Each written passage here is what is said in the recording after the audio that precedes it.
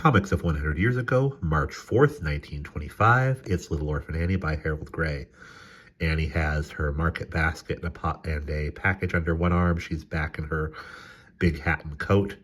As she walks through town, she says, "Well, I got my part of the shopping all done.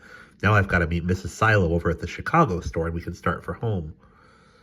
"For the love of St. Peter," she says as she enters the store. We can't see what it is she sees yet, but the clerk is showing off an egg beater to Mrs. Silo and says, "Here's something you should have, Mrs. Silo. These egg beaters can be used to whip cream, too. They're a wonderful help."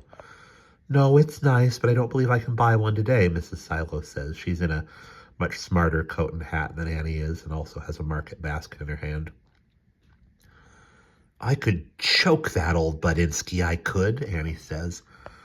Annie and Mrs. Silo head home in the buggy with a blanket over their laps.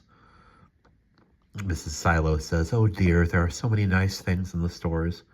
Annie says, "Yes'm, sufferin' sunfish. If she'd bought that egg beater, I think I'd have soaked that old bird right on the nose."